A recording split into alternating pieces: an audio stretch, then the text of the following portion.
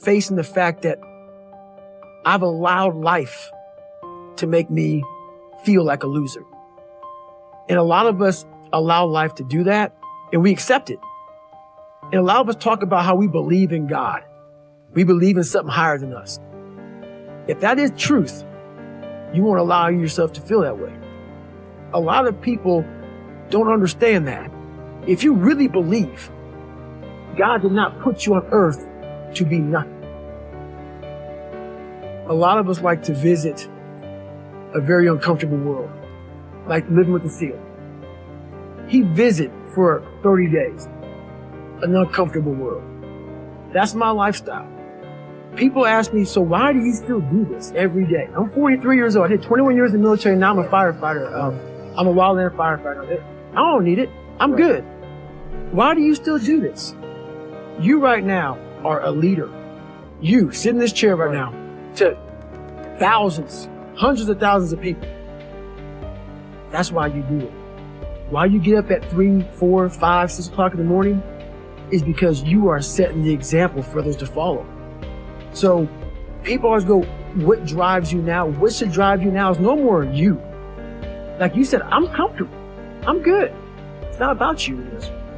You have to change your mindset to God gave you everything you want. It's pay time. You got to now start paying bills for the people in your mindset. So you're suffering now. Like when people say, why do you get up at 6 o'clock in the morning? So then you can come in and set the example for everybody else. There's so many times in life you don't want to be doing what you're doing. You can't just quit. Remember this. It's in the hobby. It's in the joke. It's a lifestyle.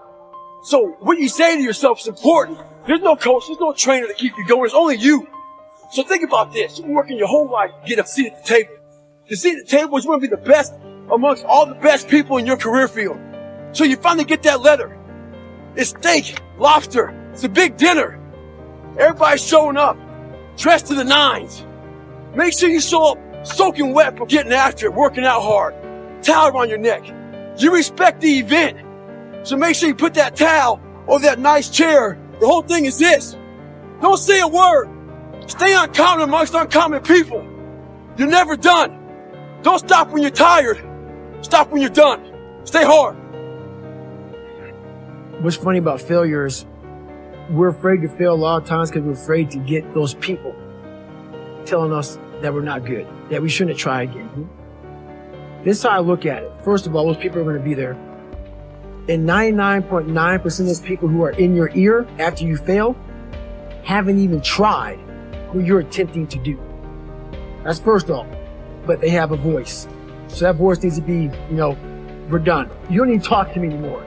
Like when I failed the pull-up record, I was going for 4,020 pull-ups. And I failed it twice before I finally got it the third time. I had so many people telling me, you can't do it. And I was like, how many pull-ups have you done in your life? So that's the first thing. Look at who's talking to you negatively first. And failure is the only way to grow. The only way to grow for me. Everything I've ever succeeded in, 3 hell weeks. Everything, Ranger School. Everything I've ever failed, I failed miserably so many times. But what you do with that failure is you go back, you learn from it. And not just learn from it, I call it the live autopsy. Where you get all this stuff, you get a scratched piece of paper, and you start writing down. Don't even acknowledge the fact that you failed. You're looking at it almost like the daggone light bulb. Like, okay, this went wrong, that went wrong, that went wrong. And then you go back into it. All failure is a tool for success. It shows you how to get there. If you're willing to stay in the fight. That's the hard part. So after failure, all these voices start to say, no, we're not good enough, we're not good enough, we're not good enough. No, we haven't tried enough. And that is so true. We just haven't tried enough. But yeah, without failure, I wouldn't be who I am today.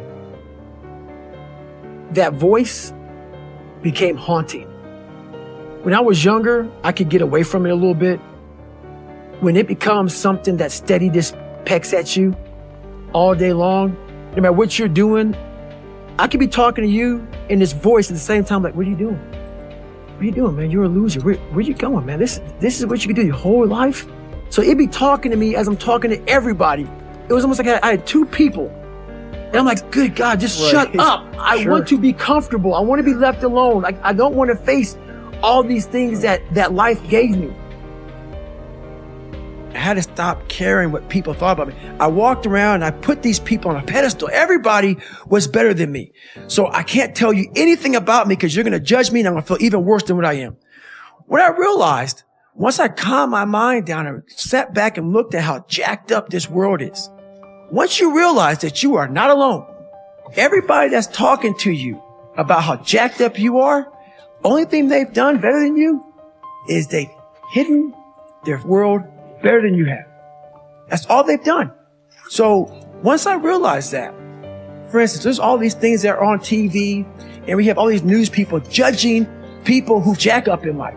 Yeah, they made big mistakes. But that person who is judging you on TV, I guarantee you, that news person, they say, I'm glad that my didn't come out, but I'm going to judge the hell out of you. I know that about people. So if you want to sit back and judge how jacked up I was and how messed up my life was, Merry Christmas, go for it. Have a good time. But I'm smiling at you right now, knowing you have a secret that you're not willing to share. It gives you a lot of power when you're able to go on a podcast this big and say, hey, I'll tell you anything you want to know. I no longer care. There's a lot of power in that. To be able to put your life on a billboard for the whole world to see and say, judge it, man. Judge it. Like just me talking about it makes me feel good. And that's another thing about it.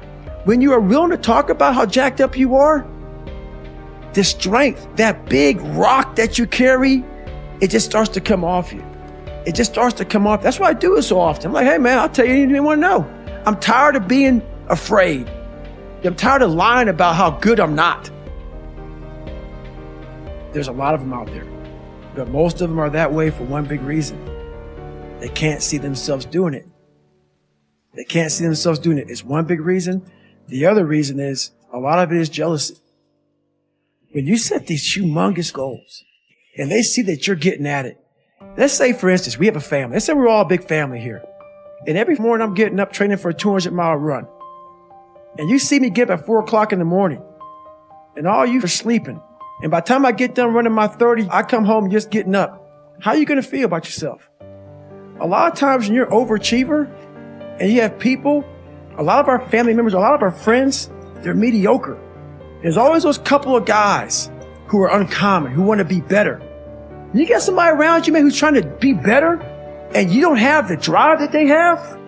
It's a constant reminder of how jacked up you are. You have to know that that's what it is. Anybody in your course not saying, man, get after it, brother. I'm so proud of you. They have a problem with themselves because all you're trying to do is achieve more. If that's a problem for somebody, you have to look at them and say, man, you really have a problem with yourself, huh?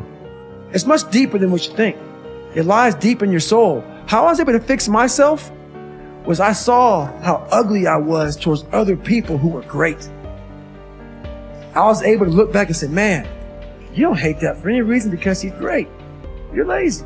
He makes you feel lazy every single day. I was sick and tired of not facing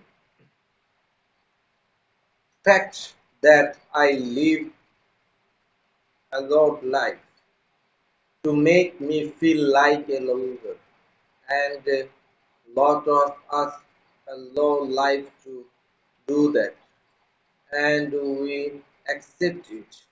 It our use talk about how we believe in God, we believe in something higher than you. If that is truth, you want to allow yourself to feel that way. A lot of people don't understand that if you really believe God did not put you on earth to be nothing. A lot of us like to visit a very uncomfortable world, like living with the scroll. He visit of 30 days, an uncomfortable world. That's my lifestyle. People ask me, so why do you still do this? Every day I am 43 years old. I hit 21 years old of mentality. And I am a firefighter. I am wilderness fighter. I don't need it. I am God. I am good. Why do you still do this? You, you right now are a leader. You still in this chair right now to thousands and to thousands of people. That's why you do it. Which you get up at 3, 4, 5, 6 o'clock in the morning is because you are setting the explain for other of flow. So people always go what device you now, what should drive you now is so more you like. You sense I am comfortable, I am good.